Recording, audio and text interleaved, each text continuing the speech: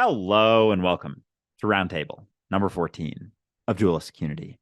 I am teetering back and forth, feeling a lot as I go and as I don't know, find my step, find my groove, find my flow, which I know isn't what I think it is. Even as I'm saying that, I'm like, I'm finding it. It's like, you're not finding shit, fucker. You're just settling into what you already are. So I guess that's what I'm doing as I'm having the perception of teetering. I'm just settling into what I've always been. And I am dancing on the edge, quite aware of the fact that I can never fall because I am also the edge. It's just the edge of me at the end of the day. And I keep feeling like I can fall off because I'm choosing to be afraid. And so I create something to be afraid of. The fact is, I'm always me. I can't not be me unless I'm really trying not to be me. And then there's a consequence to that. But I really have to try for a very long time. And after trying for a very long time, I can get so lost in it that I forget I'm trying. It becomes so habitual that it doesn't even feel like I'm doing it anymore, but I am. And as soon as I recognize that I can stop, everything starts to make sense. And so dance. Understand that the things that are knocking you down are doing so because you are trying to take a stance and defend yourself against them rather than just admit they're just you. The more you fight it, the stronger it is. Just let go. So with all of that said, I hope you enjoy this live stream that is Roundtable number 14 of Dualistic Unity. Here we are. It is Roundtable number 14, I believe. I'm very excited about this one. I do want to start off just by doing a quick ramble, if that's okay with everyone. I had an insightful conversation earlier today, and during this conversation, we were talking about development and the ego and all that shit that we go through growing up as people. And it's so very interesting that up until a certain point, especially in our teenage life, we're really taught to identify, think about ourselves, try and fit in, think about how everybody else is perceiving us, survival mode, because we're in school, all that shit. But not only is that happening, but your amygdala is growing faster than the rest of your fucking brain. So your fear response to everything is just massive. Like it's massively inflated and everything seems so fucking important. Everything is so important. And the idea that you don't know is terrifying. It's terrifying. That's why teenagers need to know everything. They're like, I know. It's, you don't know shit. You haven't done anything. How would you know? But they pretend they know because that's the only certainty they have. That's the only sense of value they have. But then all of a sudden they hit their early 20s and the rest of the brain catches up to their amygdala. And so that fear response starts to subside.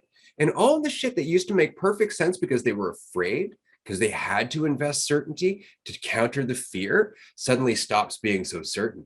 All of a sudden, they're left with all of this shit that they're uncertain about. And they're not so fucking like, yes, I know anymore, because the fear is not driving that need to be certain. And so all of a sudden, we plunge and we plunge hard. And it's because our ego doesn't make as much sense to us. And it's so interesting that at that point, we can actually start looking for shit that makes us afraid, that makes us stressed out, almost trying to get back to the state of mind that we became so familiar with through that whole point. So it's almost like we plunge because we don't know what else to do. We're like, I'm so used to being driven by fear or need, the carrot or the stick. I don't know what else to do in this. And so we keep looking for it. And I've had so many clients in their 40s and their 50s who have just repeated that fucking loop over and over and over. Chase something, get disillusioned, chase something, get disillusioned. But it was always need and fear because they were trying to be who they were when they were teenagers and felt certain, despite the fact that that certainty caused their hell. So I just wanted to give a shout out to the person I spoke to earlier today who helped me find that insight and helped me just reconcile it, because it certainly wasn't mine. It was a result of the conversation and it was a good laugh at the time. And I just wanted to pass it on to everyone that this is just part of the fucking journey. We feel like shit because we have to learn how to crawl out of that without false certainty. It's practice. It's a necessary part. Just embrace it. Be where you are and let it pass. Damn. So, okay, that's a very great explanation of why when kids they come out of their teenage years or even late teenage years, early 20s, and they start to be like looking around, they're like, oh, no one has any idea what they're doing. Oh, all this society that I thought was, so black and white and so objectively true isn't it. Like society's all made up. That whole thing, like that hit me in my early 20s. I started to realize, like, wait a second, this isn't actually how it had to be. Like, it wasn't this thing where it's like, this is society, objective truth, blah, blah, blah. It's like, no, this came from us. This was all made up, but that makes total sense. I've never thought of it like that. How that developmental process through our teenage years, like we don't even know what we're really doing. We're just grasping for certainty. And there isn't that ability to question it as much. And so we think that it's actually certainty. And so we're in our teenage years and we think we've found certainty. We start to realize that we didn't. And we can take that in a way where it's like, oh, I thought that was certain and it isn't. But or that we thought we had found certainty and then it kind of goes away and like the certainty goes away, but it was never actual certainty. And so we think that we had that certainty. And so we think back to our teenage years, or we don't even recognize that it's a memory, like it's a memory, but also something ingrained in us thinking that that certainty is a possibility. And so then once everything catches up, like you said, we understand that that isn't it, but then we still have the imprint of the thought that things could be certain. Like we're still like, I can still find it if I just look hard enough and look in all the ways and try and, attach to this or this identity or that identity or whatever sort of identity, then I can get back to that state that I was in when I was 13 and I was so certain that I was smarter than my parents, that sort of thing, because we thought that existed and it never did. Holy shit.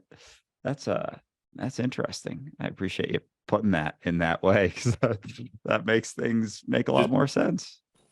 Blew my fucking mind. It just came together. I'm just like, oh, because again, I have a daughter who's 15. I see her going through this process, and I'm just like, that's so interesting. That's so interesting. And of course, for her, she's constantly got dad going, there is no such thing as certainty. Don't get too wrapped up in it, so on and so forth. And I'm hoping that helps mitigate, kind of the fall afterwards, because it really is that you're up on that chair. You believed in that chair because you're terrified of the ground. And so you just keep getting on it, but finally you're just like, oh shit, it's a shitty chair. So before we go any further, I just wanted to say this is a roundtable, so it's not just me and Andrew talking. I do apologize for starting it that way. No, I don't really apologize, because it was a good insight. But we are joined by Paula and Mark and Alexandra today. I'm not going to go any further. I'm going to pass it to Paula. Hi, Paula. Hello. You want to see sassy PMAC, don't you? God damn it. I set myself up for it. I actually was in the office yesterday and somebody was like, I've been there for like a month and a half. And they're like, are you PMAC? And I was like, I am. And he's like, oh my God, I've been seeing this thing around and I had no idea who it was. So I think like now that I've discovered that I'm an arrogant fuck, I'll just like use it to fuck with people. Sometimes I'll be one, sometimes I'll be the other. There was a whole period of my life where I went around letting people call me Carl. Because and that's the beauty in it. That's one of my favorite parts of the conversation we're having, as opposed to spirituality and that sort of shtick, because there's a whole set of rules that come with that. There is a right way to be spiritual, and there's not a right way to be free, though. And you recognize that you can experience that whole spectrum. Like you can be an asshole, you can be a dick. I love on Instagram when people have like super sarcastic or snarky comments on things, like just giving them one back and then being like, wait, I thought you were spiritual. It's like, no, I'm not. I'm you. And I'm feeling more and more free and being more willing to, step into that, that side of ourselves. People call it the shadow or the dark side or whatever. It's very much us. And we've just been shamed into silencing it, like into thinking that, oh, that part of me isn't correct because it doesn't fit some narrative or blueprint, or I was insecure about it and I saw perceiving people acting in that way, in a certain way. And like, no, if you're free, everything's on the table, and it's just you're maintaining a degree of empathy and taking responsibility for the consequences or repercussions of your actions, and like it's all back on the table. There's no correct way to be or to live. So very exciting, PMAC, that you're exploring more of Well, that you think side. it was like this massive narrative that was like, how can I believe in God, this thing that is so selfish that would create all of this mess? And it was just like, yeah, that's me. It's That's awful. And great. it's so funny. Might as well just take it in, right? Absolutely. It's interesting. I had a conversation, and I'm going to get into it very shortly, but it was basically where I'm just like, it doesn't really matter if you like what I'm saying. That's really it. It doesn't matter if you like what I'm saying. I'm still saying it. I'm going to pass it to Mark now. How's it going, man? Nice to see you. I'm glad you could join us again. And it's not just you. No, it's not. And I'm glad. So thank you, Paula and Alexandra, for being here today. And yeah, I was getting ready to throw in a comment a minute ago. Yes, it is you, Paula. No wonder you're the one that would create a mess like this. Who else? No, I'm just kidding. I just want to say that that was interesting what you mentioned a minute ago, Andrew, because the other day, I'm going to remain rather vague, but I was getting ready to engage in an activity and I thought, and there was this sudden thing went through my head, like, is this something a so-and-so person would do? And then I was like, yeah, this isn't religion. I'm not trying to join a church here. I'm here to experience things. And as you said, with a degree of empathy, but I'm here to experience everything I can. So yes, this is exactly what they would do. And I was just fine and went about my business. And it was neat feeling to, that was just a momentary thing, but I've had thoughts like that all my life. Every time certain things that you want to do and you're like, oh, I can't do this. What would they say at church? Or I can't do this. What would so-and-so think? I can't do this. I won't appear to be this. And I'm just like, but that's why I'm here actually. So that's my thought for the day. I love it. Yeah, letting go of the shoulds. And it's funny in this conversation, with a lot of conversations that we have, just how people will take it to an extreme within the existing mentality. And so when you understand, it's just about experience, and then someone will be like, oh, so I can just go around killing people. It's like, okay, whoa. First of all, chill. Like, why do you want to do that? Why do you want to go around killing people? It's like, it's besides the point. It's like, no, it's not. You said you could do anything. You're going to go kill people. Like, that's a little bit strange to me. That's making me a little nervous for being so close to you right now. But because that is something that is a repercussion of a mentality that is rooted in shoulds. There are things that you should do. People aren't free. There is a right way and a wrong way to live. And if you perceive yourself to be living in the wrong way, it's going to be a resistance. There's going to be a lot of things that come from that, a lot of feelings, a lot of emotions that repressed for long enough, experienced for long enough, are going to make you want to escape those feelings, escape that situation. How do we do that? By taking it out on ourselves when we don't recognize that it's just ourselves. So it's that mentality shift, as we've talked about more and more recently. It's comes down to that. It's not about focusing on the branches and the leaves, the repercussions of the existing mentality. It's about shifting it. And it's not always going to match with the existing one. Like, things that you recognize in this mentality of letting go of the rights and the wrongs, the shoulds and the shouldn'ts, there's going to be overlap with things in the other mentality of like objective right and truth and whatnot. That's going to seem weird, but like from a certain mentality, it makes a lot of sense. From an existing mentality, doesn't make as much sense. So it's that shift in mentality that's most important. That's really kind of interesting, because I've been thinking about this for a long time in terms of it's just me changing. If that's all I know, then that's good enough. But there was a point where, God, I don't know if it was which gospel it was, but Jesus was asked, like, how many people do you think are going to wake up? And he's like, 1 in 1,000 and 2 in 10,000, right? And I'm like, that's some shitty numbers, especially if you have a small population. But approaching 8 billion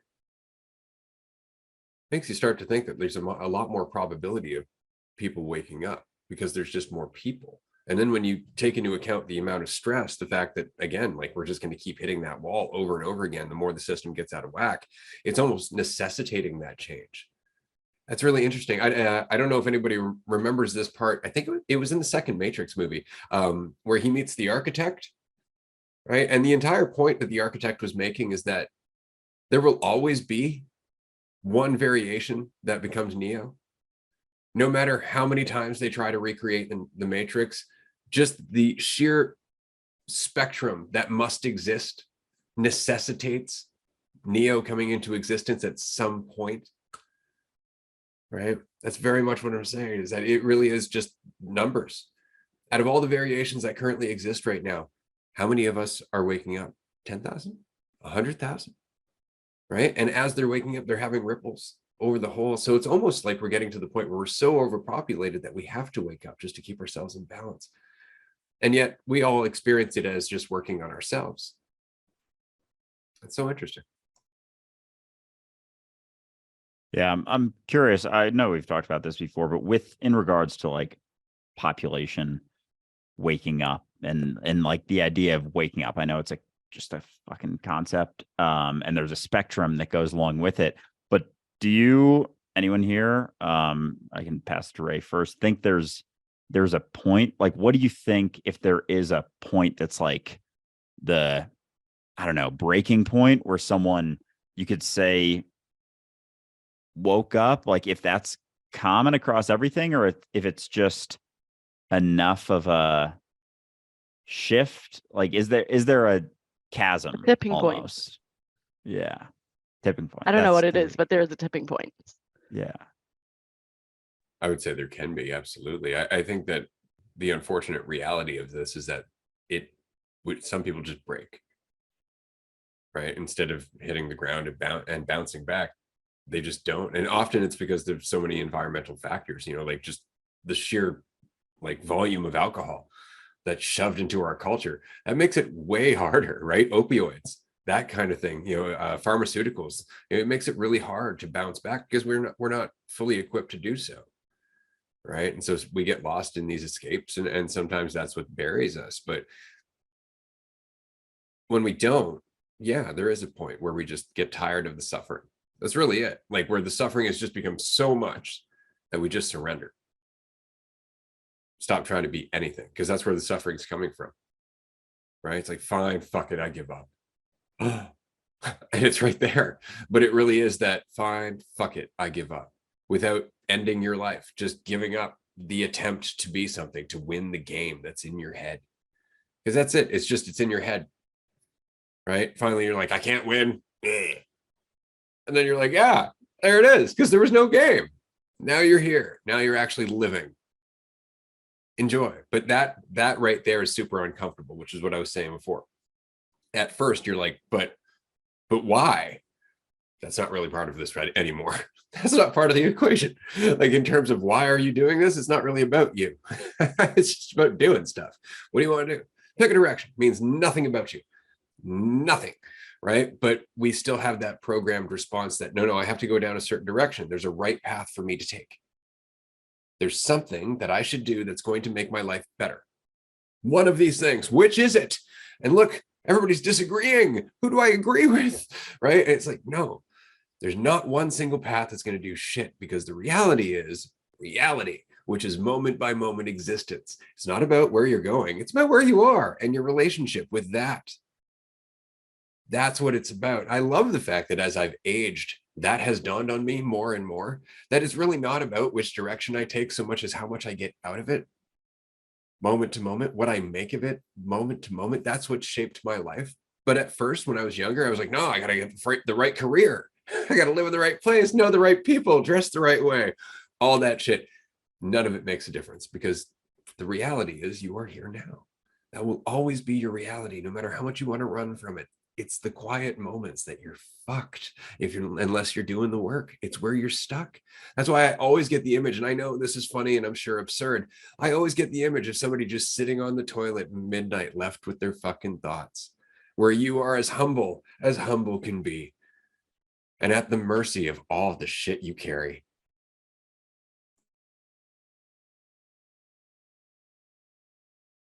Yeah. So it's almost like giving up, there's the point of giving up. And if after that point you stay alive, you wake up, after that point you die, it's like killing yourself basically. And so it's almost like, it seems like that. Yeah. Like you give up and you stay alive. It's like you wake up, and it's that constant kind of giving up. It's giving up everything you think you are, giving up all of the thoughts, giving up the certainty that you've clung to. It's like, that's it. As long as you're still alive, like you woke up basically but it's through that giving up, that choice to give it up. And then it comes back, as it does, but you have the opportunity to give up again. And there is that. So I think, I don't know, maybe that's how I'm seeing it, is that point of giving up the story. Quite literally an ego death, to die without dying, which is why I love that quote, that I pray that death does not come and find me still unannihilated. Right? Because that's where the fear of death comes from. I want to look death in the eye and go, let's do it.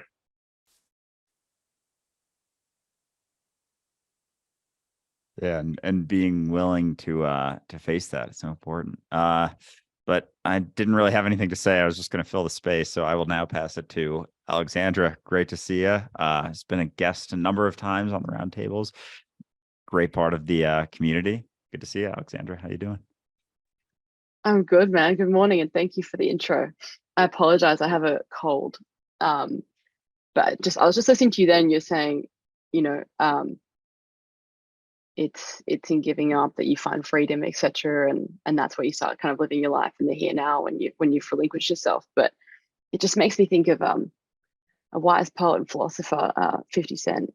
You might know him. And he once said, death must be easy because life is hard. And I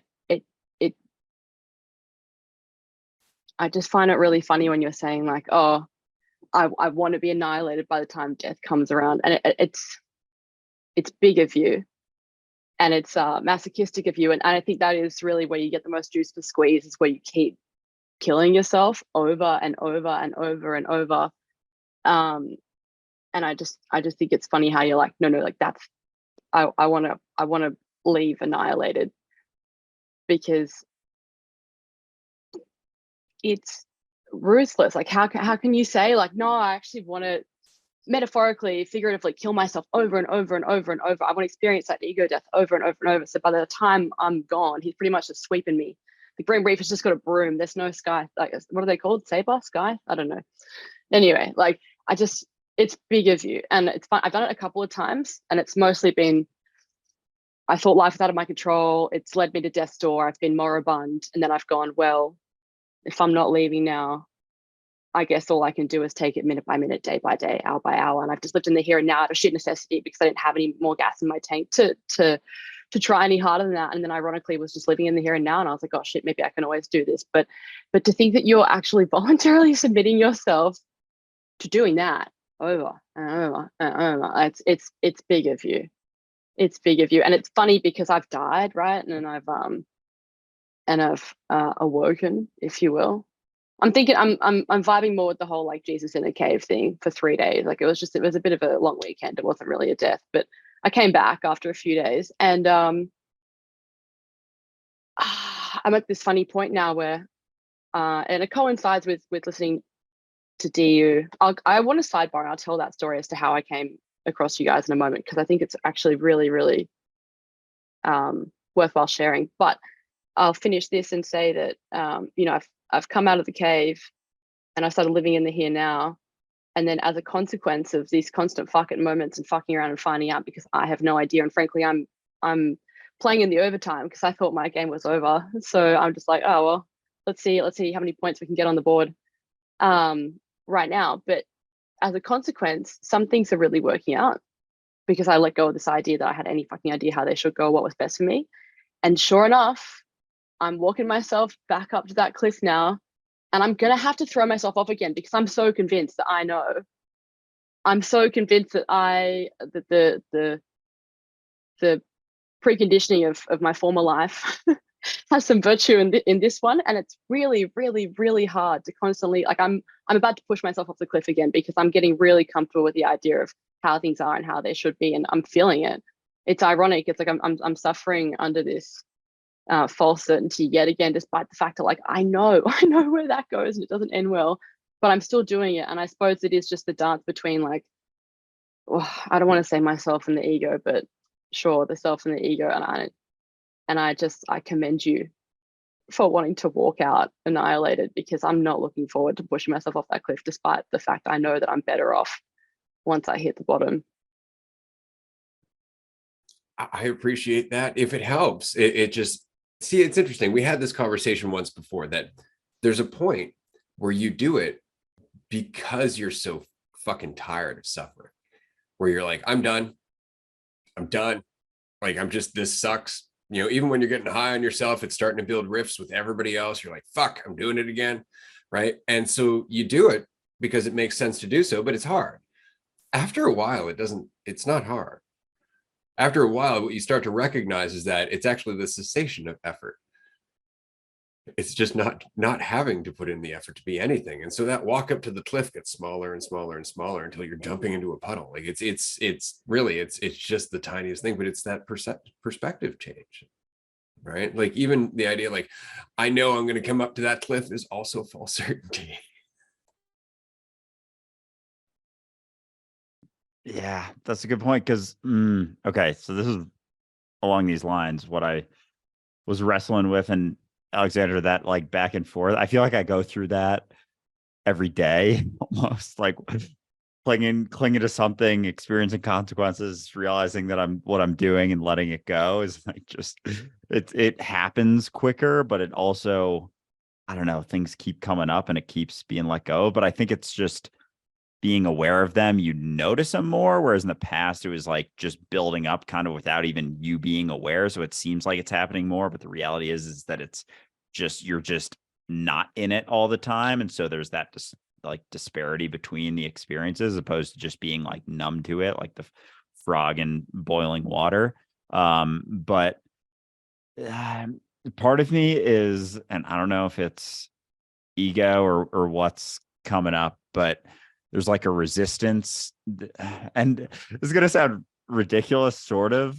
There's like a resistance to letting go of the story, but it keeps feeling different. Like, there keeps being other ways that I guess ego or myself gets in the way, because to be everything, you have to give up everything you think that you are. Like, really give it up, like give up the story, all of that, and fully. And this is what hit me at the last retreat. Like, I think I cried like 2 or 3 times, and it was all regarding the story of Andrew, and realizing like how much investment there is, but then how much it isn't me, like how much it has never been me, like, ever. And to Ray's last point there's like, I keep butting up against that sort of feeling, like it's getting more uncomfortable, but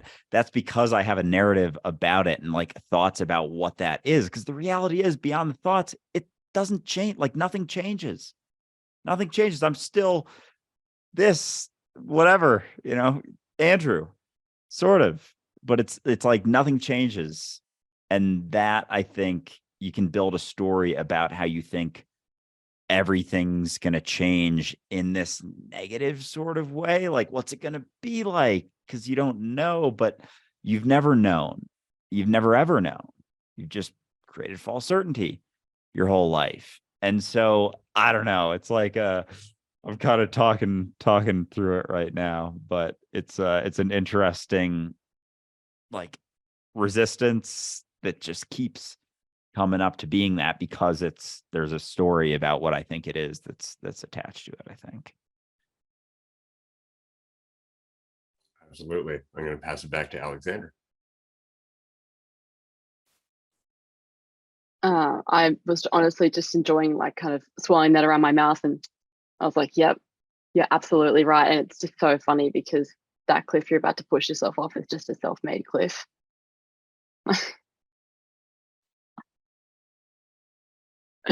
Such as to be human, right? And around we go. But you know,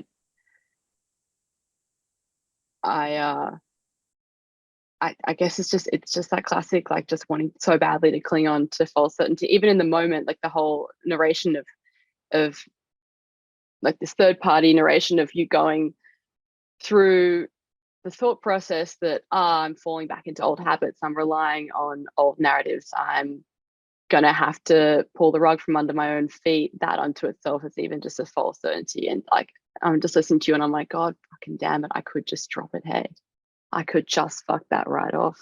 It could just be a puddle. It could actually not even just be a puddle. It could just all be fine. And that's the sick reality. It's always just in my head, isn't it? Anyway, what I wanted to say before, which I have always wanted to share, was how I came across DU was I was having a really hard time in my life, and one of Andrew's videos popped up on my explore page, and I watched it and I was like, yeah, hot dog, I guess I don't have a past, that's awesome. And so I just followed him and I was like, he sounds like he has a good idea that doesn't involve God, because I just so don't agree with the institution of religion. And I watched a couple of videos and I was like, yep. And I made a mental note to listen to DU and I said, yep. And then one day, and I don't know what it was, and it doesn't matter because it's a me problem, one of the videos came up and I was like, you know what? I'm fucking sick of this dude. Just fucking, and this happened very quickly, by the way. And I was like, oh, well, you just have your self-empowering advice and everything's actually fine. Just fucking shut up, man. Things are not fine. Nothing's ever fine, because I know how things go and there's no happy ending in this movie. So you and your just fucking radical self-responsibility and, you know, freedom can fuck off. And I just unfollowed you. And it has nothing to do with you, obviously. And it was so because I was in so much pain that it was obviously more comfortable for me to be like, you're a dumbass, than to chew on this idea, to mull this idea over. And then that was, I think, about 3 months later. I thought I'd hit rock bottom then. Oh, no. So I got right on down there. And sure enough, one of Andrew's videos shows up on my explore page. I'm so sorry, give me one moment. And I went, yeah, I guess I could check that out again. And at that moment, because like that, at that point, I just said moment, that's moment and point combined. In that moment, I was like, oh yeah, I guess I could check this out again. This seemed like a little morsel of like hope last time I checked it out. And so I went back on, and then I actually listened to DU. And I don't know if you guys remember, but I sent you like a paragraph, been like, thank you so much. Like listening to your podcast just inspires hope in me and reminds me of times where I've been deeply meditating. You'll have to read the message to know what I mean by that. And I'm at work right now experiencing this clarity and this freedom that I have not experienced in ages. I love you guys. Thanks so much for all your work. And that was it from there. But it actually took me like hitting rock bottom to like, maybe someone else knows better than I do.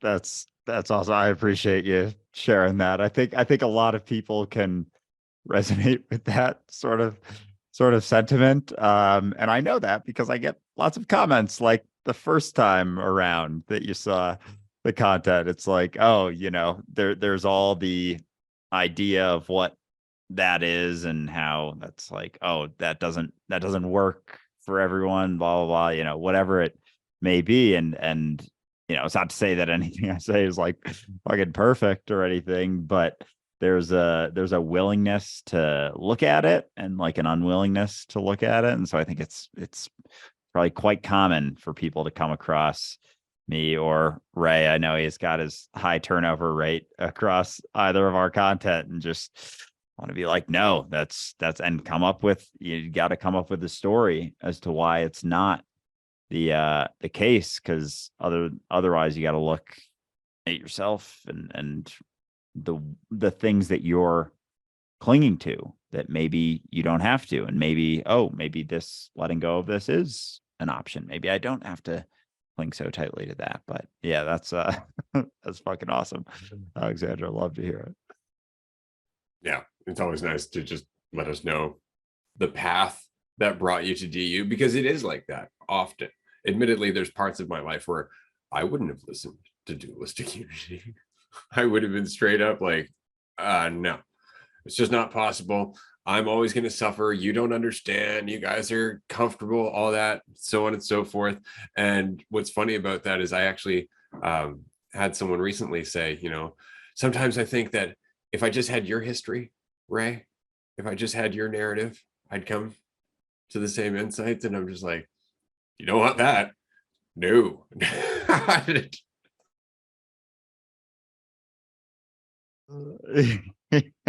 It's funny the assumptions we make though. People say like, oh, he must have this sort of thing. And that's the thing with like, you know, trading lives, trading experiences with someone. We get so caught in the fucking comparison with other people. And that really like that so much of our suffering, psychological suffering, comes down to that comparison, like a massive chunk. It's obviously the idea and the narrative of ourself, but that narrative is all relative.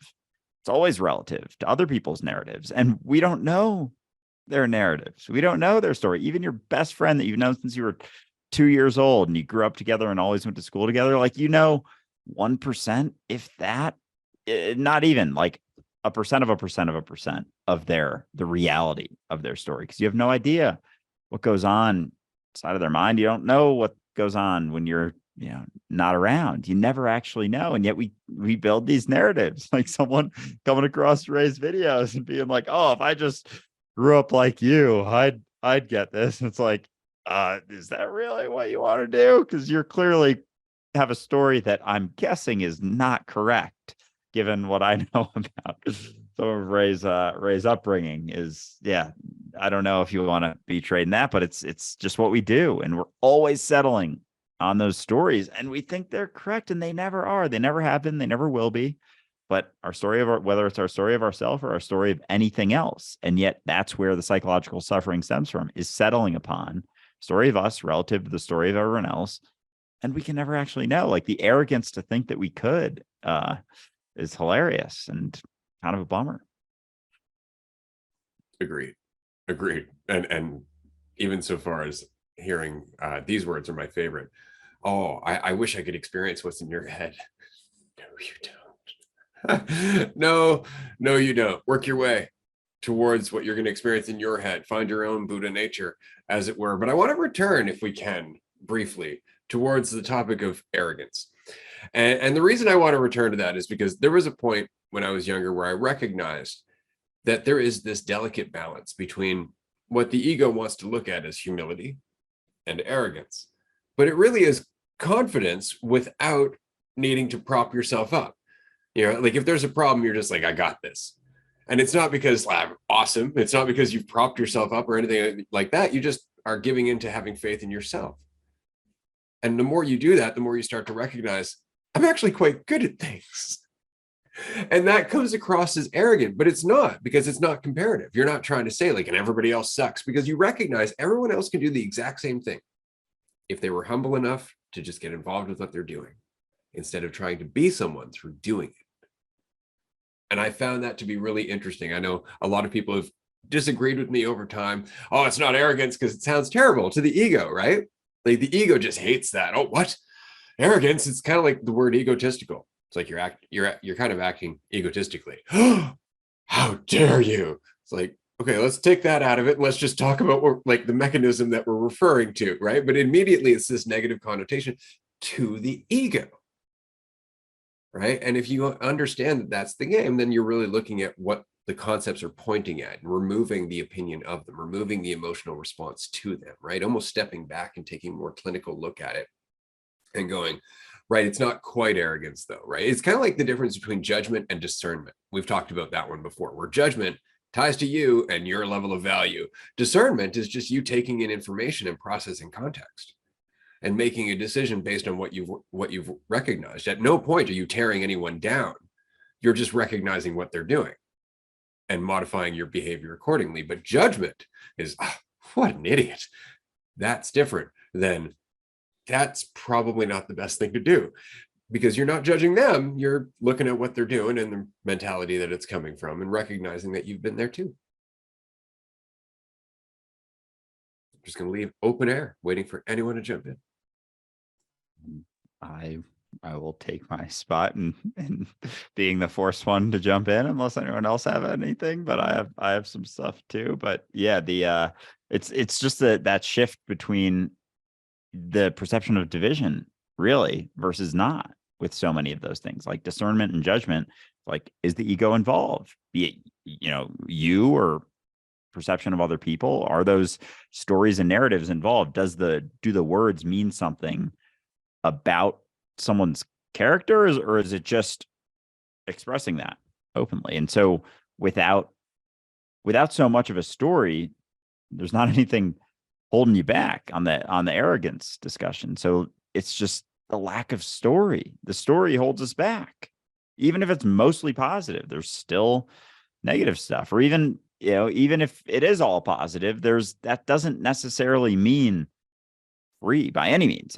It's not that it doesn't necessarily, it definitely doesn't mean free, because that positive story is still a story. It's still limiting. It's still you as something separate from reality. And so without so much of me involved, it isn't the arrogance, because it isn't relative. It's just doing. It's just expressing yourself without so much concern. But because so many people are so concerned all the time, they think that acting without concern is arrogant. They perceive that to be arrogant, because it's threatening to the ego. Because I'm concerned, so you have to be concerned, and if you're not, you're an arrogant asshole.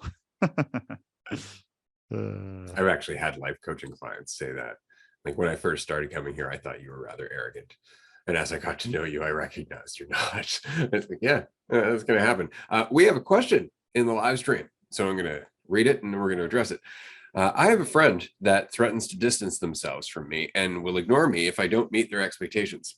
How do I deal with this? I don't want to feel like I have to satisfy them just for them to stick around more. So who wants to field this one? I'm going to pick someone at random. All right, Mark, you're up, sir. Nobody's going to like my answer, because my answer these days is very, very short. If I have to do something different than what I'm already doing that feels right to me, for someone to be around me or to placate them or to do whatever, I'm done. I don't, honestly, and at this point, I don't care who it is. Everybody remember I'm 49, so I don't have as many people hanging around me that I need to please right now, but I'm not going to. It's like I read another question. So, we had another question, I think, this past week, and I'm not going to, try to recite it, but it was basically, should I try to do this if this person is saying they don't want to do this, but they're telling me they don't want to do it for my sake? I'm like, one, if someone's trying to pull away, let them go. Two, if they're saying they're doing it for your sake, they're probably trying to divert they're probably trying to cover up that they just want to leave and put it on you. But I don't need to make those assumptions. Basically, for me, if someone doesn't want to be around me the way I am, then they're free to go. Because if I need to do something, I have enough of a job existing here now, just doing that every day and being aware every day. I don't have time for that. That's what I've done my whole life, is be a certain way so that people would want to be around me, or wouldn't make fun of me, or would accept me, or wanted to do something with me. It was never me being myself. It was me trying to figure out what would make them want to be around me. What can I do to make people want to be around me? Those aren't the people that I want around me now.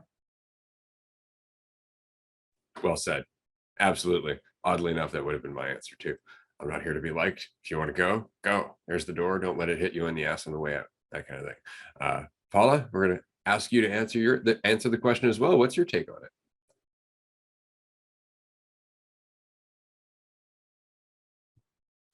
I 100% agree with everything that Mark said. Whether I am at a capacity in which I would actually do that, depending on who the person is, I don't know. I still work through those senses of, like, I don't know, shoulds or like owing things to other people. So it's definitely a process, but the true north of experience is where Mark is at. I like how you said that. I like how you said that there's a very different there's a big difference between like, what I know I should do and what I would do.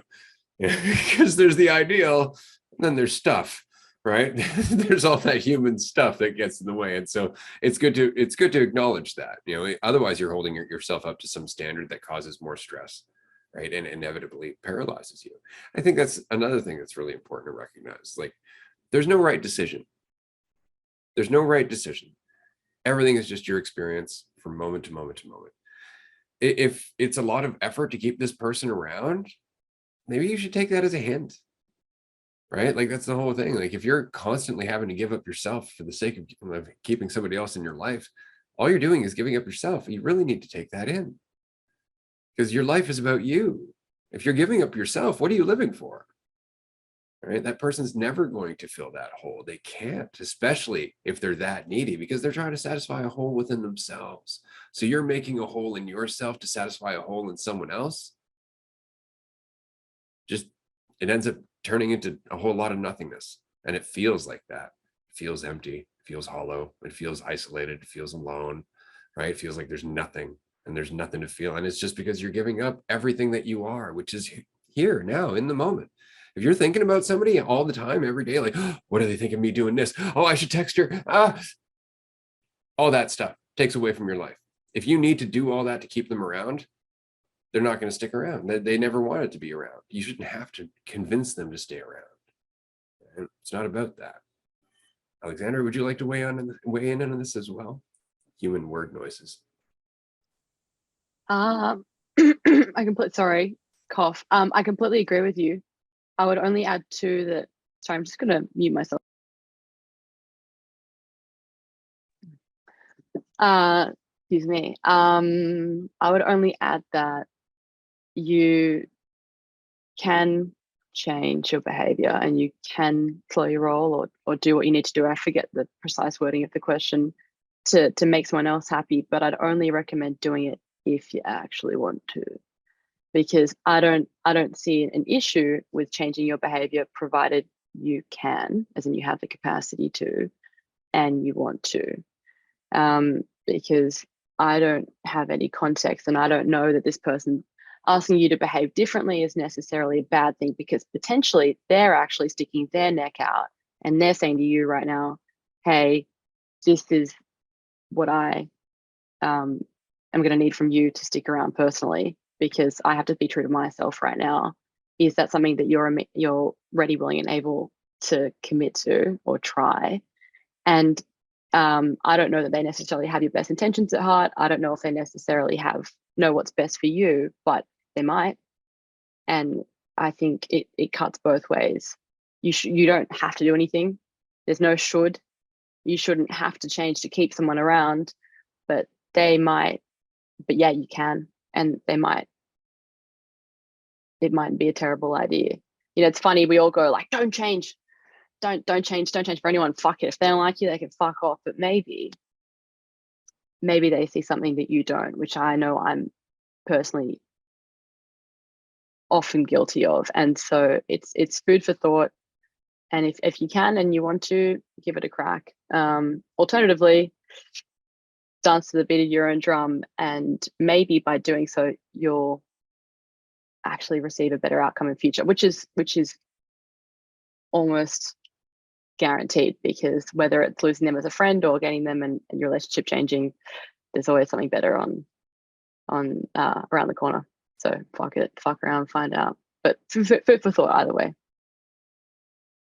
Yeah, well said. I'm really glad you brought up that side of the perspective of things, because there can be cases where it's not that changing is clinging to something, like going from not clinging to clinging. Like sometimes you can be clinging to something and they're pointing something out. And so a letting go of that, a letting go of yourself in that moment is the thing that you're clinging to. And the idea that what you're doing is always best. And like with everything, it's such a fine nuance and balance, because there isn't a right way to go about it. Like there's the ability to change when you feel like it. And there's a willingness to let go of the idea that you should never allow anyone to make you or cause you or impact you in order to change. Like you can allow that to happen too. I think the way Ray worded something the other day, which I loved, was he's a compassionate bully, and it was like, here at DU, we bully you because we love you, and I earnestly welcome the gentle bullying, and you could say by definition that is you asking me to change it. I don't think it's an ask. I think it's a call to action. I think it's an invitation to try something different. Like I'm often invited to stop being so hard on myself, and that is by definition someone asking me to change, right? And it's not just, you know, from DU, it's from friends and family, and I don't think it's bad advice. So I think whether it's entirely up to you whether or not this person is asking you to do something constructive. What's their intention? Are you able? And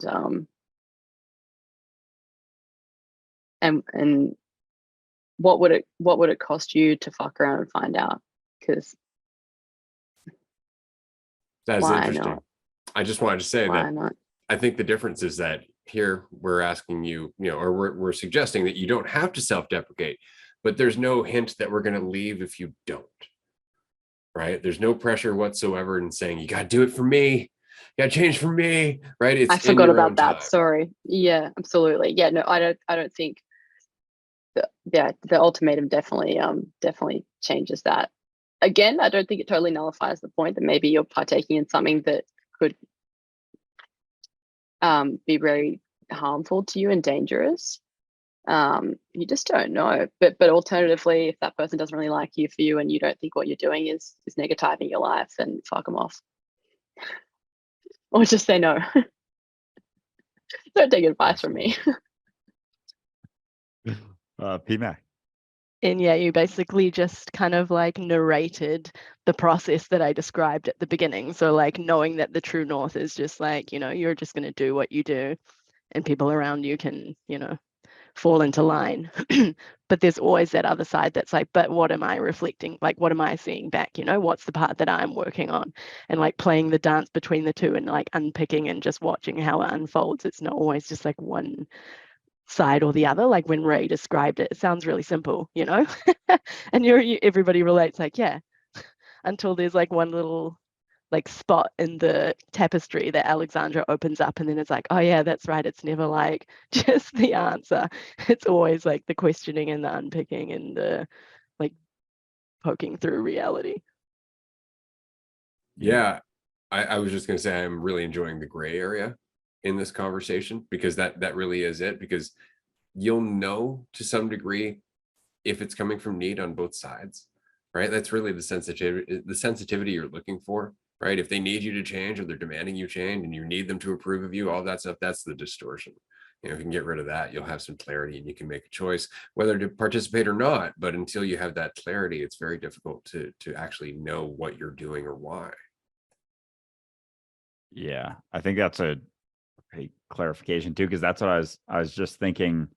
Through recognizing that you're not what you think and recognizing yourself and everyone, that means everyone interacting with you is you too. It's just that most of the ones you interact with don't know they're you. And so there's going to be that distortion that Ray just referenced with, like, you know, the need or the perception of lack and the desire for you to fulfill that in some certain, you know, way, shape, or form. But there is also kind of like the natural flow of things, and it's always like everything's just an option. No one's telling you what, especially here, like no one's telling you what you should do ever. It's just like, here's an option that you may not have been thinking about before. It's not to say that it's better or worse, but it's just another option that you may not have been seeing. And so seeing yourself in everyone means that you can learn something from everyone, because there's still going to be that expression, even through those that don't necessarily see it. There's still the deeper reality that they are you. And so those interactions, as much as they may seem distorted always, if they're caught up in their idea of themselves, there is still the unknown expression of the flow always. And so having the ability to set your preferences, your idea of you, that divided identities, preferences aside, and be willing to look at everyone else's perspectives, because they're your perspectives. They just don't know it, or they're your options as well. And that's all it comes down to, because again, you're eternal, and there's no rush to necessarily take anyone's advice, but always an option. PMAC. Yeah, to like echo back, like both Alexandra and Andrew, it's like this, oh man, I lost it. So funny. I finished off with talking about now I barely remember what I talked about. I was about how you can learn from everyone, and like everyone's perspective is Yeah. So like what Alexandra was saying before about in the community, and like having this kind of like call to action of like, if you see something in me, you can have a little poke, like that's okay. I feel the same way. But it's kind of like nobody needs to do that. All you need to do is like continually, I don't know, work in here, and everybody else then just gets the opportunity to see back to themselves like what it is that they're holding on to. It's almost like you put up a mirror just by you completely like being you. And so there is no like, oh, here you go, here's like a little crumb. It's just like, I'm just doing me. You'll do the same because you can see me doing it. For me. Absolutely. That was really well said. And I think an excellent segue into a question that we have here from somebody else. Actually, there's two. The first, and I'm going to address it first, is I feel my understanding of I am one with everything. We are all the same thing is kind of in my peripheral. I can't just grasp it. So I've been listening to your podcast for the last couple of weeks, and hopefully something will click. So this is really interesting, because this is very much something that we've talked about before in terms of not trying to get to a concept of recognizing everyone is one, but really trying to get down to the recognition that all you know is you. Because if all you know is you, that is everything being one. And that's where the paradox kind of kicks in. And so there's a lot to it. It really will. Your brain is just going to go, what? But there's other people. And it's, yeah, that doesn't take away from the point. Exactly. Your awareness of the universe is the universe that you're aware of. And so that's very much, it's not easy to grasp. It's just something that you're going to be, which is yourself. The recognition that being yourself is being unity comes with time as you peel away the layers. But right now your brain's trying to figure out, like, where am I in unity? What is unity compared to me? And it's just trying to figure out a concept that's not the case. It's not the reality. Can I chime in really quickly? This will be like a second. Because when I wrote that on my little board, I had no idea what it meant. I was just like re-listening to the Yam Socks podcast, and I was like, oh, Ray repeated that. It's kind of like a catchphrase. I'm like, that sounds amazing. And so I chucked it on the board.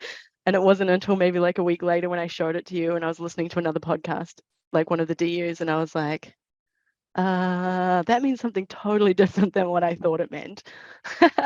And I had this insight yesterday. I put it in the Patreon chat or somewhere in the Discord. And it was like, I just realized that like, you have this idea of like disidentifying from your character, right? And I just realized that because I was trying to identify with everything else. So I was like, oh, okay, I'm everything. So like, I'm that lamp, I'm this laptop, like all at the same time, and trying to like make this identification with everything instead of like literally disidentifying from the character. Likewise with like Jesus and stuff. It's like, yeah, that's me. I'm Jesus. I'm just trying to like identify with Jesus, but it's just not it. It's just literally disidentifying from everything. It's none of those things. I'm none of it. Yeah, I'm with you too. The universe you're aware of is your awareness. I didn't get that till the retreat. That's over a year of doing this. Our slogan that Ray made, like I would always I would see the sweatshirt in my closet, and I'd be like, that one's not quite not quite getting there. And it was a year I was doing this podcast, and that was like one of the slogans Ray loves. I'm like, I don't even fucking know what that means, but there wasn't concern for that either. It's like I there would be times where I would try and like figure it out. It's like, and then I'd catch myself and be like, whatever idea I come up with of what this is isn't it, because it's just it's you. Like it's just you, and it's never, it's like you were saying, it's not that you are the hot or the light, or because those are words too, and it's not even like you're the awareness of the character you thought that you were, because the character that you thought you were isn't a thing so much. Like it's all, and as soon as this happens, it's been happening so many times in the last like 2 weeks, the labels drop all around. It's not that I am that, but that's just not what I think, equally to the fact that I'm never what I think. And then like I just go back into, this is like, feels like a dream right now, and just talking to myself in, other iterations, incarnations. I'm perceiving division between it, but it's not. And it's cool that I'm saying stuff and putting stuff out there, and I don't know what's gonna come back. I'm not quite sure, and I don't even really know what's gonna come out of my mouth a lot of the times too. And it just is happening, and it's like I'm watching it in a way. It's that feeling that I think, Ray, as you were talking, it just like drops me back into it. Like you were saying that people are trying to cling, and this is the question. The idea of unity, and when you're like, it's not anywhere out there, like it just hit me again, and I felt like I was like in Get Out, the black abyss. It's like you start falling into it. It's like, oh, it's never been that. It's always just been here. And then there was like a point, like I crossed over into a spot where like, oh wow, so this is just it. This is just a dream right now that is all me. And it's cool that there's the perception of other characters.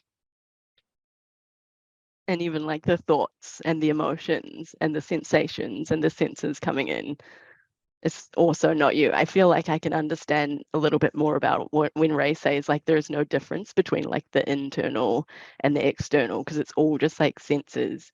And I was having this thought earlier today that was like, whenever we refer to it, it's always like the witness, or like something to do with like seeing. And like I think I've remarked on this before, that like large majority of the people in our DU Patreon calls are like wearing glasses, or like just struggle with like eyesight. And I'm just like, that's so interesting. And even if you think about it, like what would be your like perfect scenario of like clarity? And I was thinking of this idea of like having a bird's eye view. So again, like it's still about sight. You're like, you want to look down on everything, and it's just like you can never see behind you. So when you're focused on sight, like your peripheral is like way cut off. And so I was just like, this is because I started reading The Untethered Soul, I think. And so they were talking about awareness, right? So it's like when you peel it back, you're just the awareness. I think, did they say something about being in like the seat of your awareness? And that resonated with me so much, just I guess because of like the eyesight thing.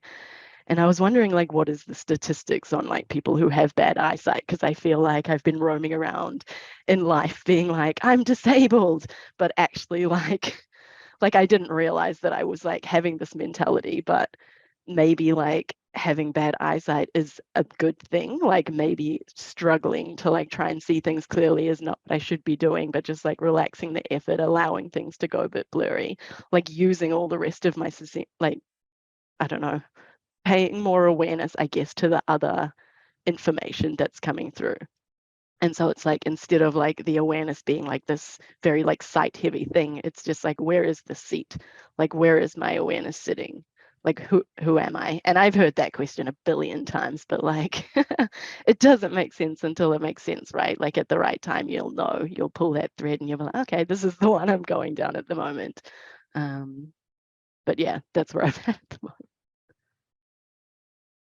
Mark, would you like to weigh in on this before we move on to the next question?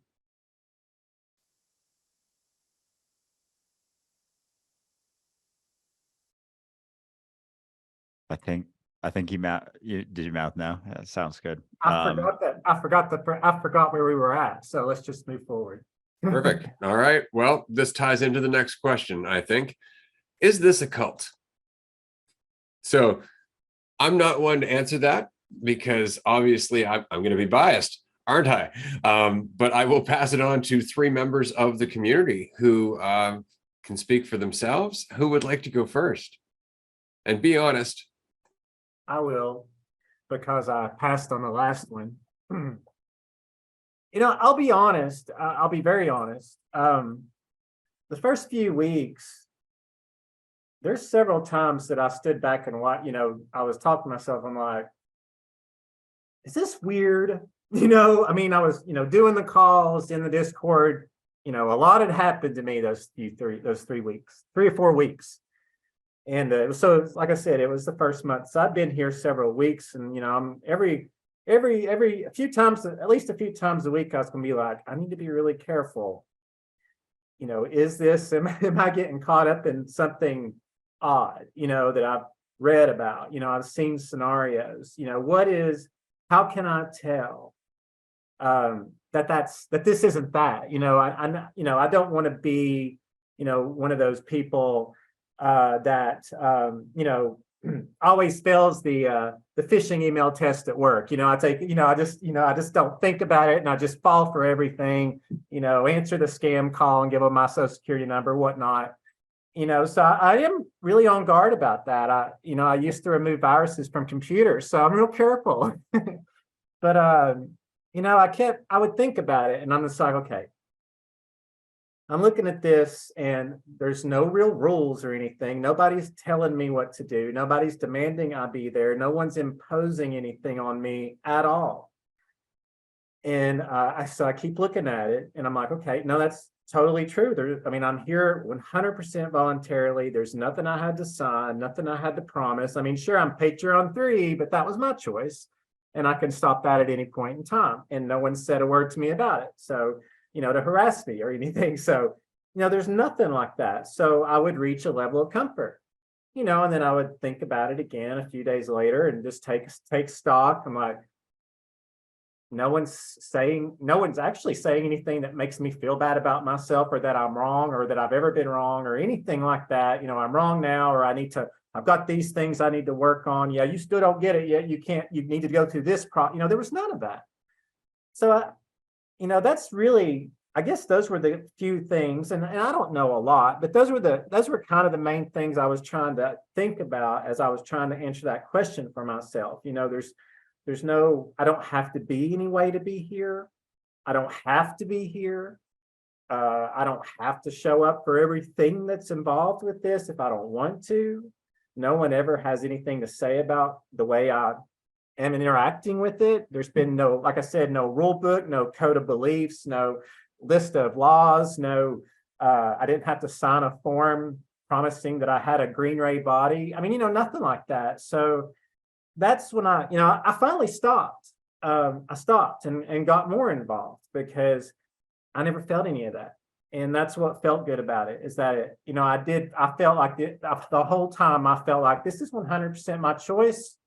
If I decide to disappear tomorrow, I mean, I do think a few people might miss me. I feel like these people are my friends, and I really do, you know, I really do, which is really crazy, but I really, truly do feel very close. I mean, I see you all the time. I was thinking last night, I was like, I interact with these people 5 out of 7 days a week. I mean, and I still haven't made my Patreon video, so I'm going to do that, trying to give you some plugs here too, and I'm going to do it. And I was like,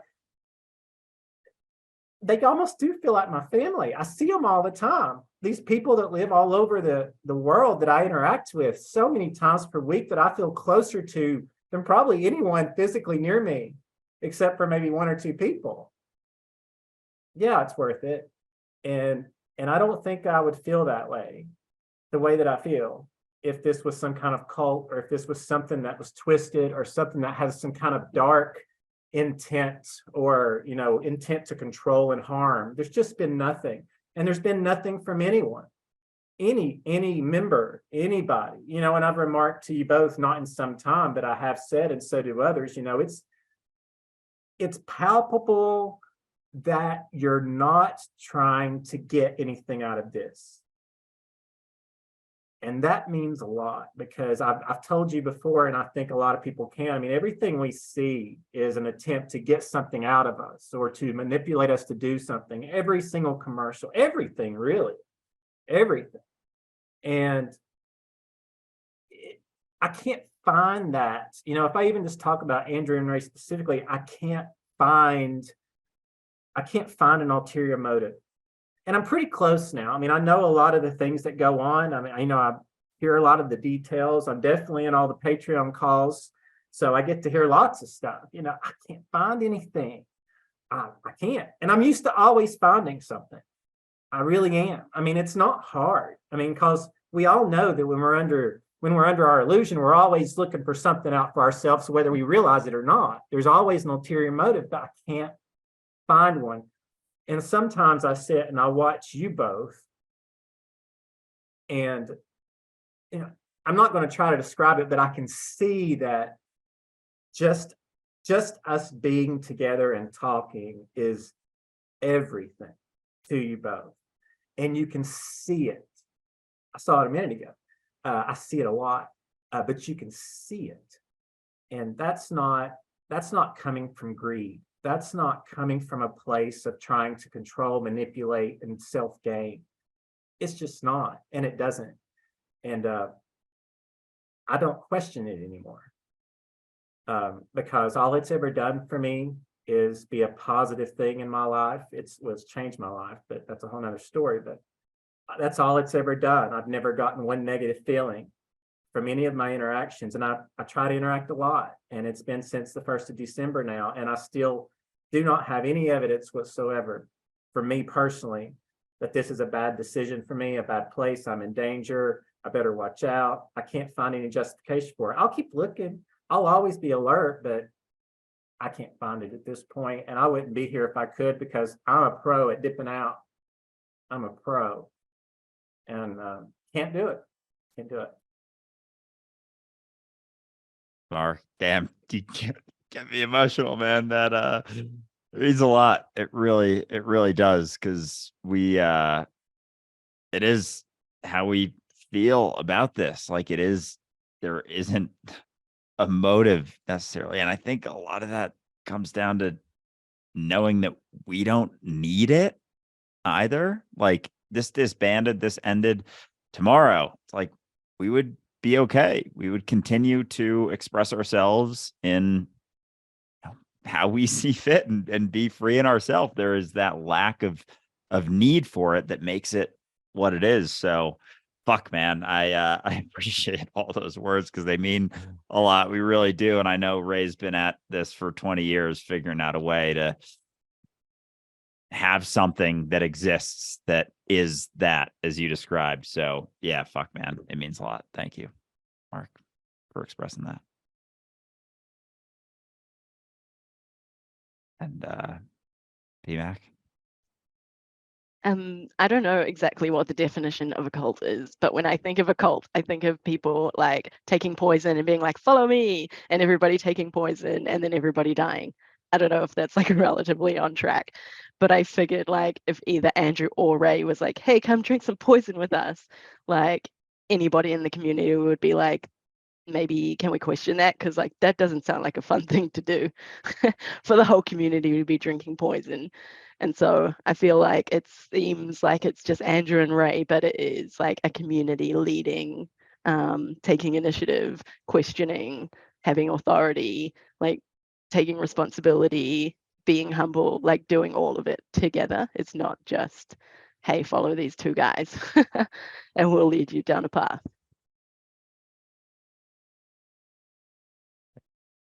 Yeah. And I think that I'll pass to Alexandra in a sec, like that willingness to question and the desire to try and figure out, as both of you expressed, like what's, this could be it. And having that hesitation is incredibly important. Like, that hesitation comes up for me all the time. I'm keeping things in check all the time. And the idea of what's possible out there, like I'm always questioning, be it, in reality or just in general, just what keeping that fuck, what's the word? Starts with an S.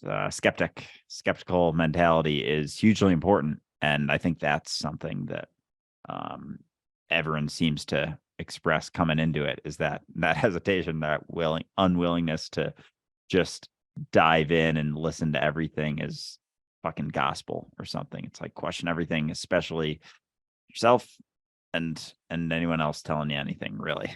But Alexandra. Yeah, I mean, like, I am married to Ray and Andrew, but that was my choice. And it was PMAX, and it was Maddie's, and, you know, it was also Mark's. So, like, you can call it a cult, but, like, we all want to be here. And frankly, I like the matching sneakers. So I'm not sorry. Oh, no, okay. I don't think I have anything else substantial to add aside from the fact that there is no, we don't have e-meters. I don't have to confess my sins in order to gain access. You know, I voluntarily gave over the entire contents of my bank account and my social security. So it doesn't meet the evidentiary burden for a cult. Like, it was all voluntary. So yeah. I can't help but think Homer Simpson, leader. Like, I just can't help it. I don't know if anybody's ever seen that episode of The Simpsons, but I do encourage Is that the you. Stonecutters one? No. Homer actually That's gets another cult. involved with a cult, and they're really trying to get him to believe in the leader, but he just keeps walking around being Homer, and he's really obsessed with the old Batman theme. Batman.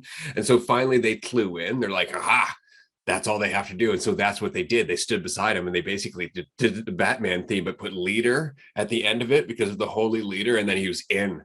That was it. Great episode in general. But I just want to say really quickly, thank you to everyone for both being honest about that and being damn funny, because at the end of the day, and I think this ties back to the next question, which is, what is the core belief of this group? Followed by, wait, you all share bank accounts? No, we don't. I just want to be clear about that. We don't share bank accounts at all yet. And what I mean by that is that at some point there's going to be a giant pool made by the podcast and the resources that the podcast invests in that is ultimately going to go back into providing resources for the rest of the community. So we're not asking anybody for money. If anything, we're trying to use corporations and their stupidity in terms of wanting to spend advertising dollars to undermine the very mentality where anybody needs anything, right? So just keep that in mind. But what is the core belief about this? Somebody said we share sarcasm,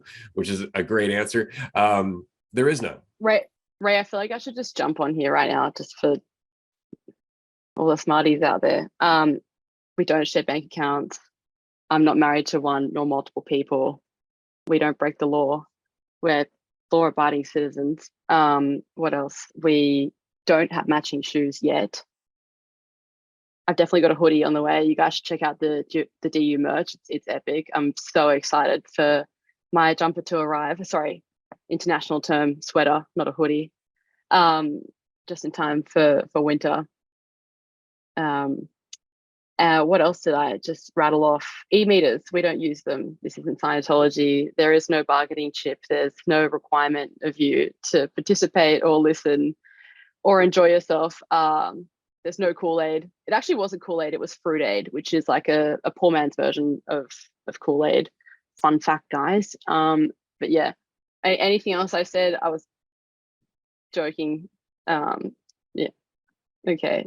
Now you can answer that final question. Sorry, I just felt like I had to get on the record. We really and say appreciate you providing some clarity, because otherwise it sounded like me going, no, she's kidding. Shh, quiet, kick her out of the room. And Alexandra was never seen again. Yeah, I was thinking about caveating after you spoke, and I was like, no, I have faith. I have faith in humanity to follow the humor. But you know, that's so it goes. I'm sure most people followed with that. But yeah, do we want? Am I allowed to I feel like I shouldn't start with the, okay, I'll start. So what was the question again? Core belief of dualistic unity? Wait, Right. Ray, you Pat, were, totally forgot that we had that question. you were starting with that, right? Yeah, you were starting to talk with that. Yeah, you start. Okay, cool. Fair enough. We don't have one. We don't have a core belief. If anything, our whole point is just that you are here now. You are here now. And that means a lot. There's a lot behind that. That doesn't require you to believe in anything. It just requires you to stop investing in fictions for false certainty and a sense of value. See, there's a thing that you do where you think about yourself, and you do that so you feel less uncertain. And you do that so you can kind of establish where you fit in the world and what everybody else is doing. But what it does is it creates this tendency to make assumptions to make you feel better. So you will see somebody and you go, aha, I have an idea about that person, therefore they are that. And then you'll interact with that idea instead of the person, because you're trying to be an idea instead of a person. And so all of this really just comes down to getting out of your own way. But there's a lot to that. It's not just about finding a concept or a philosophy or a practice or a mantra. It's not about that. It really is just this ongoing exercise in self-honesty. It is this ongoing journey in recognizing there is no journey. You are already everything you're ever going to be. And that in itself is not an idea. It's something that's constantly changing. It's nothing but sheer potential.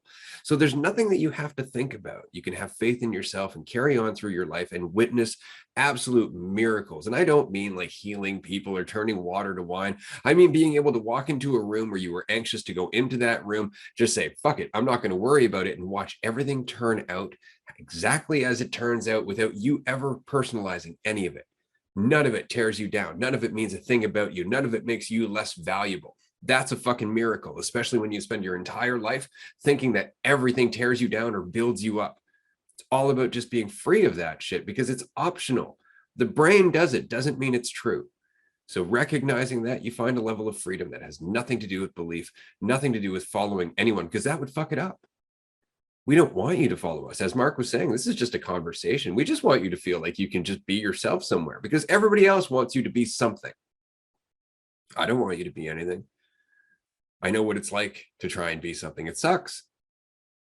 It's not fun, and you can never do it. You can never actually be that thing, because as soon as you get to that thing, you're going to think of you're something else, because you're always thinking different things. You're never a thought. Nothing can pin you down to one idea, and that's the only thing this is really about. Is just being what you are. That's all. Yeah. If anything, I'll just that's pretty much, you covered it very well. I'll pass to Mark in a sec, but yeah, it's just you are here now. It's a recognition. It's a conversation around the recognition that the only thing you know is that you are here now, and everything beyond that you don't know for certain.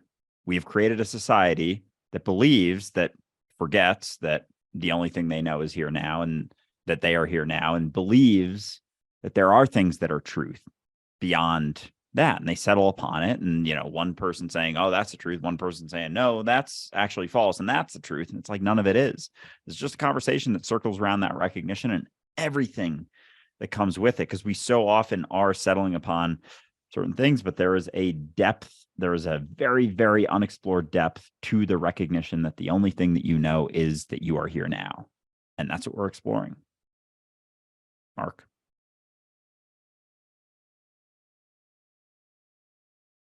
You are on mute. I was just saying, I just got a lot of stuff going through my head tonight. So I know I've raised my hand and dropped it a couple of times. And this is I think this is one of the hardest questions, because we're being asked to define it, right? And there isn't one. I mean, it's just every conversation we have, that's what it is, the whole thing.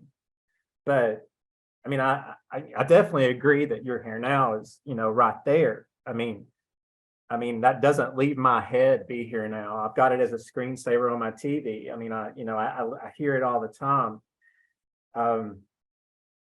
But I kind of had a question that I wanted to link to this.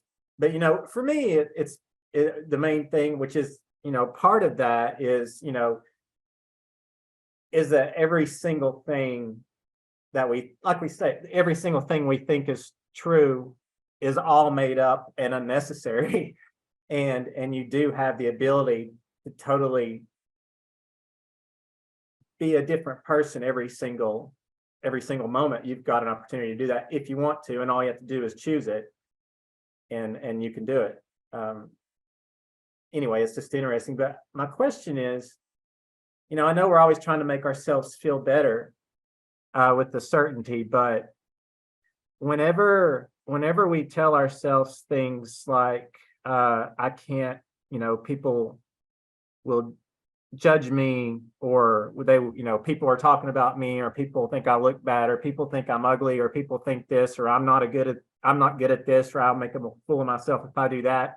Is the comfort giving a reason for that? Like, do I get the comfort, even though I know at the time I'm not going to call it comfort, but is because I'm settling on saying, oh, well, they didn't like me because I'm like this.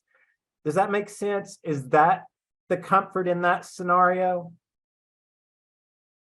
Absolutely. False certainty is always comfort, right? Just having a narrative, having a reason, right? This is one of the reasons that it's so dangerous for us to go to any therapist and go, what's wrong with me? Because every one of them is going to have a different answer to that.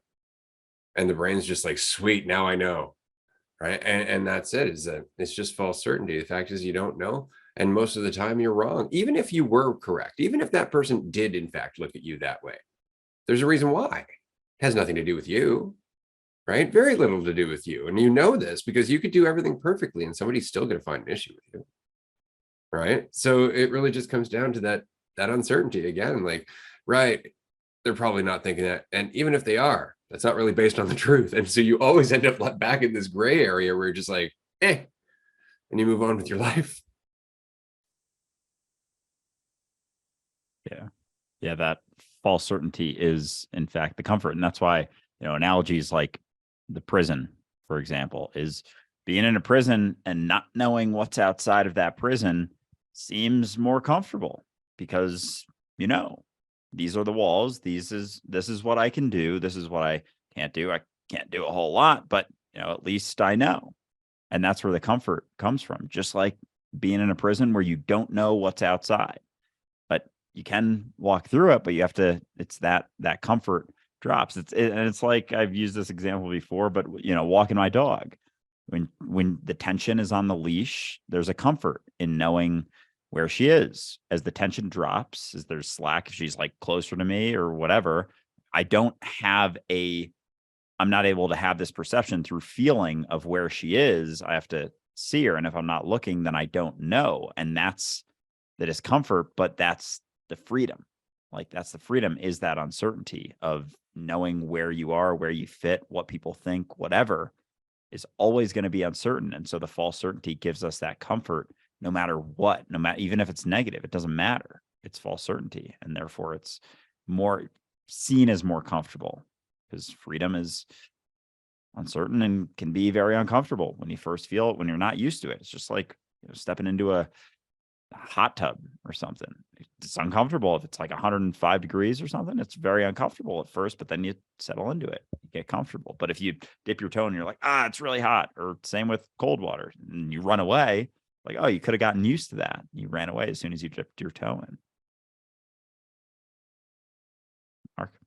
Yeah, I mean, it's not like it's not, I don't know. It just I guess hit me a little different thinking from that perspective. I mean, I know through my life all the times that I've sat and gone over things and scenarios and talked myself down and whatnot. I mean, I'm very familiar with that, but I never thought of, and even now, I've shared several times, I'm way beyond that, much further past that than I ever dreamt. And I'm super thrilled about it. But, just thinking back and thinking I was comforting myself by making myself miserable, which that's not anything novel either. I mean, it's the whole thing, but, just thinking about all those things I said to myself and all those things that I was justifying because I don't look this way or don't look that way, or I'm not cool like so-and-so, or those 4 people over there I want to hang out with, I'm not as clever as them, so they'll never like me. So that makes me more comfortable to accept that. But it did. How fucked up. It just is.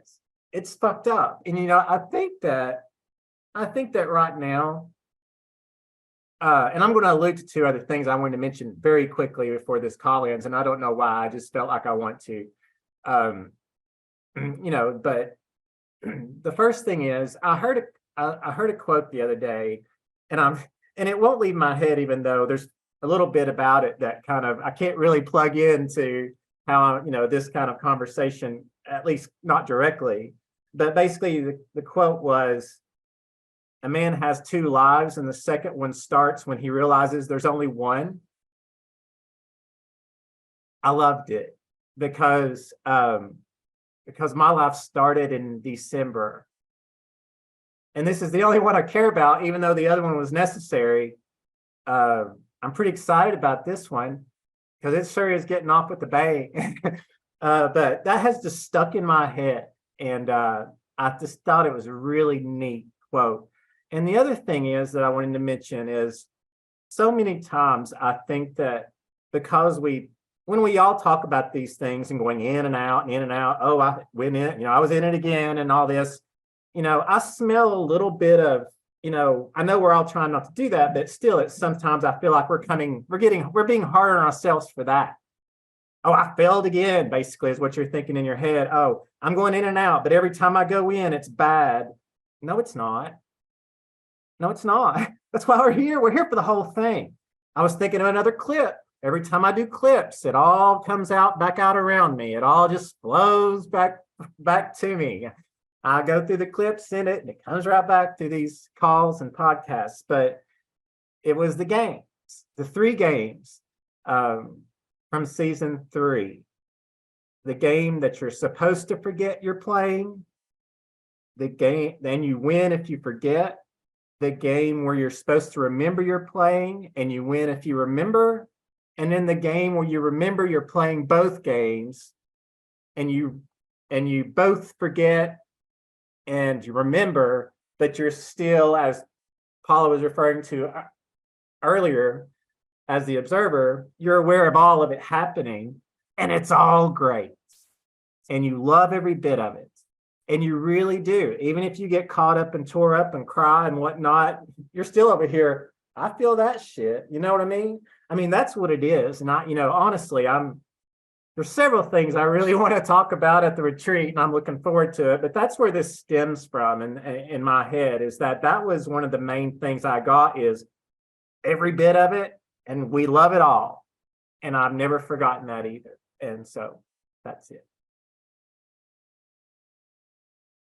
Well said, Mark. I loved everything you just threw out there, because that's it. And once, like, people will get caught on certain sides of it, but and they just think that it's not it, but understanding that it's it as well, and the willingness to dive in and be a part of it, and not exclude any aspect or think that any of it shouldn't be happening, as if you could ever possibly know, is it. And it's awesome to see, just like your expression of all of it, honestly, is really cool to see, because it's so fucking alive. It's very alive, and there's a enthusiasm to it when you start getting it more and more, that it's this is it. And to that quote, you're man, I was 2 lives, or wait, the one life starts when Yeah, man has 2 lives, yeah. and the second one starts when he realizes he actually only has one. I kind of was trying to be like, okay, well, that's kind of okay. Once you realize you're here now and that's it, everything changes. That's kind of how it rang for me. Yeah, and living for others too, I think, is a big, because we can recognize that, oh, that one is eternity, whatever. But the reality is that you go from living for other people to living for yourself and prioritizing your experience, because you can't afford to live for anyone else. You can't afford it, because could this iteration, the idea, whatever, could end tomorrow. You can't afford to be living for anyone else. There's too much at risk. There's way too much at risk to live for anyone but yourself, because you can do that. A lot of people do it for a very long time, and it's risking a lot. far more risky than living for you, prioritizing that. Absolutely. This has been a blast. I just want to say, because we are wrapping up, we got about 10 minutes left. So obviously we're going to keep chatting and whatnot. Chatting, that's better. There you go. It's been a lot of fun. It's funny because we had this conversation, and of course, Alexandra threw out the idea of us having a collective bank account. And then, of course, there was all that skepticism and suspicion and all that. And so I figured, why not capitalize on that and just let everybody know once again that we are actually looking for investors in Dualistic Unity LLC. Now, keep that in mind. We are not looking for donors. We are not looking for anybody to be altruistic and go out of their way and give us money. We're really not. If you'd like to support us, we are willing to talk to you 5 days a week because we like doing this and we really appreciate the support. So you can join us on Patreon. But if you would like to make an actual ROI over time, or even possibly have an ownership stake in what we're doing, then that is something that we're going to be looking at the end of May, early June. We're going to do 1 or 2 presentations on everything that we're up to, everything that's being involved, including our recent involvement with the Global Consciousness Project and what that might mean moving forward. So if that's something that interests you, go to the website dualisticunity.com. Under the contact section in the navigation bar, you will see investor interest. Just fill in your details and we'll contact you a little bit closer to the presentation. So that way we can arrange when the Zoom meeting is going to be and we can show you everything that we're doing. But again, it's not a donation. It's an investment in a company that is growing quite quickly. And by what I mean by quite quickly is that we have an audience that continues to grow week by week. It's getting way bigger now, and we're hosting retreats pretty much all the time. Now we've got 3 retreats planned over the next year. We're going to keep doing more events. We're going to keep contacting more and more people because we want to grow this. We want to be here for people in as many ways as we can. And if it's not Andrew and I, it's anybody else who's part of this community who's feeling free so their cup is overflowing. We just want to facilitate that. If everybody's just good, being who they are, then we're just going to act that way. And I really do have faith in that. That alone. I don't need a plan on how to change the world. The world is always changing. Change is the constant. It's just what kind of change are we contributing to? And as long as we're self-involved, we know what change we're contributing to. Division and conflict, and that's what we have. So a little bit of selflessness, which is really just being self-absorbed on a big cosmic level, because if it's all you, then you're taking care of yourself. So you can be a little egotistical that way, but at least it's big enough to include everyone else. Yeah, because as Mark said, every combo that we have is dualistic unity. Everything that you are, everything you embody is dualistic unity. It's not what you think, it's what is, what's left beyond all of those thoughts and ideas. And so that's why it can be kind of hard to define what's going on. But if you're having the conversation, if you're being it, you're it. That's it. That's the extent is you always. But yeah, things are starting to pick up. So if you do want to be involved, I'm very excited about that people can start being involved in another way, having a stake to a degree. So yeah, it's going to be very fun to see that all unfold. But yeah, this has been an awesome chat so far today. And I appreciate all of you for joining. And you see, that's the point. I think I just wanted to throw in very quickly that this is how little we take ourselves seriously. I'm well aware of the fact that somebody is listening to this and they're going, oh, they're trying to take our money. They're up to something. And I just played right into it.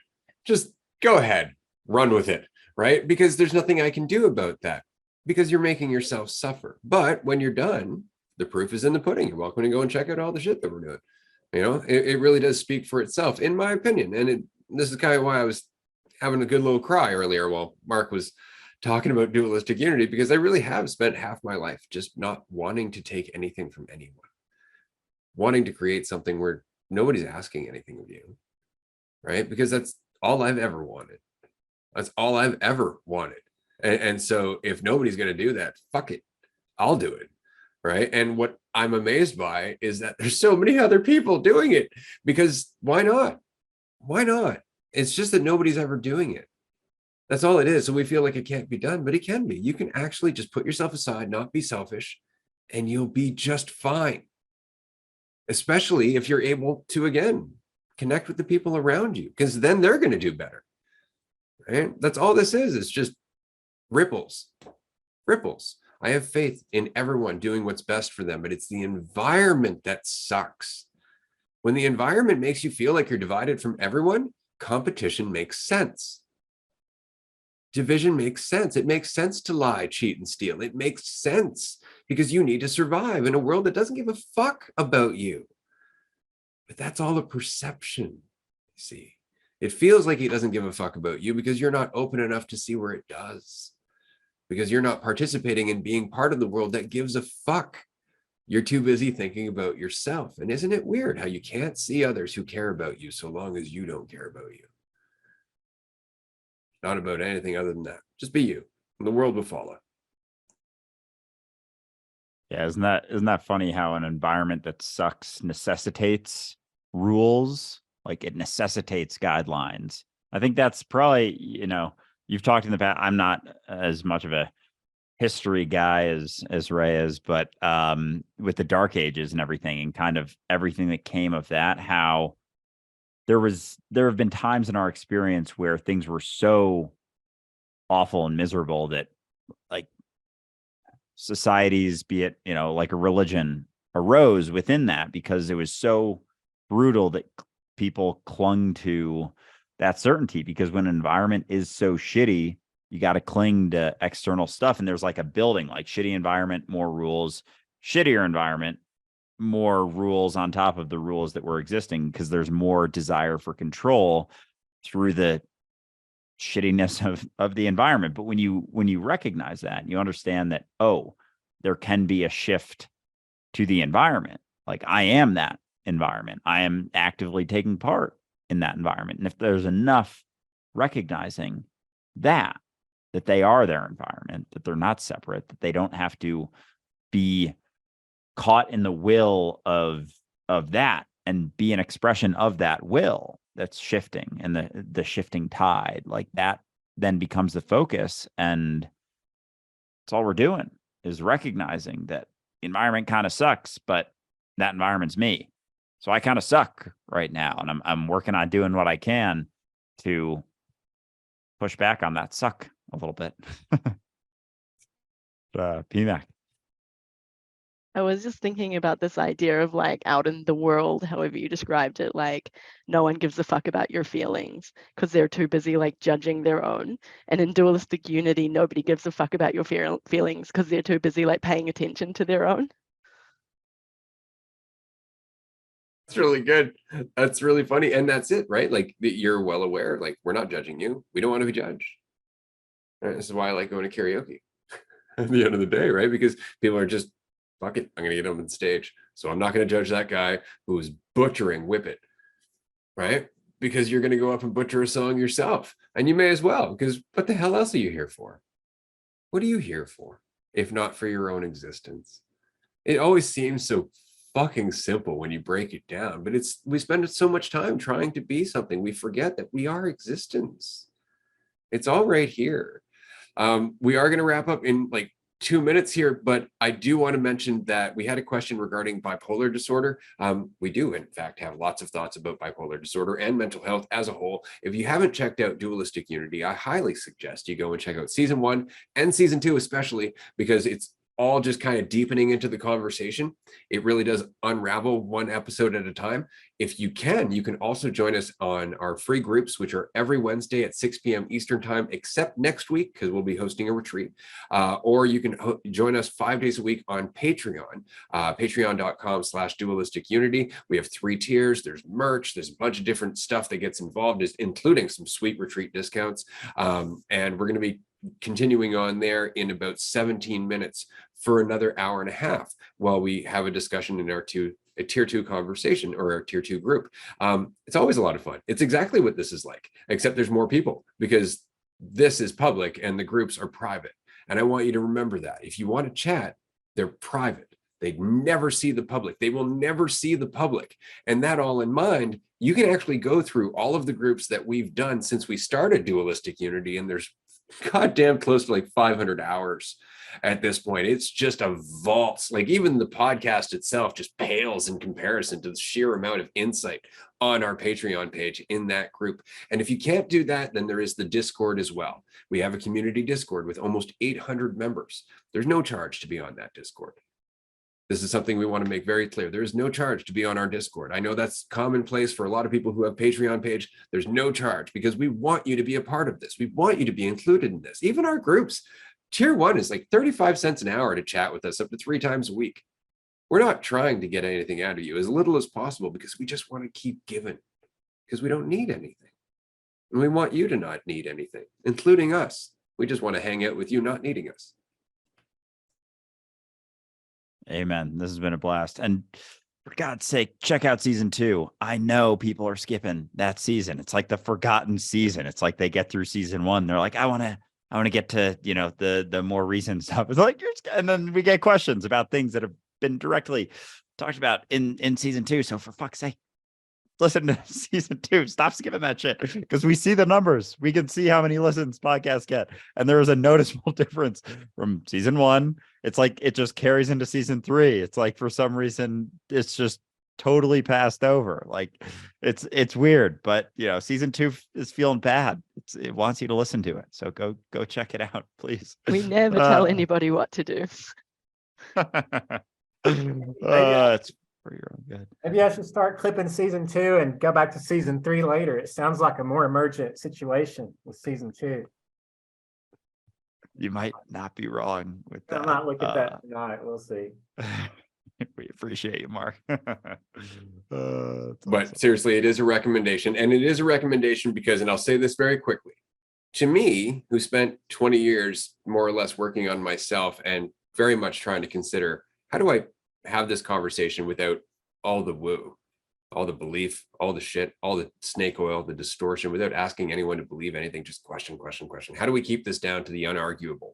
And so when I met Andrew, I was like, okay, here we fucking go. And so I had 14 episodes to more or less just unload everything that I had been, you know, distilling for half my life.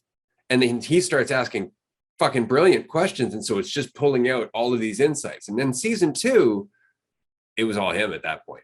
He's just like, holy fuck, I got this. And he started asking questions. And so season 2 is 21 episodes of us just continuing to unfold and unravel that from somebody who spent a whole season more or less just inundated with my insanity.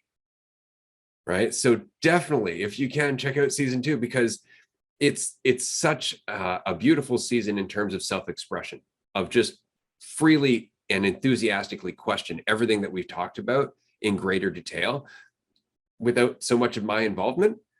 Right. So you're definitely going to resonate with it. In my opinion, I definitely recommend that you go and check out season 2. Nobody's telling you to do shit. And that's it for me for today. So I'm going to say thank you so much. We're going to wrap up here. We will continue on Patreon, patreon.com/dualistic unity. If you can join us. And if not, do join us for the free chat tomorrow. We're going to be doing another roundtable in 2 weeks, more than likely. We'll see you then. Bye, everyone.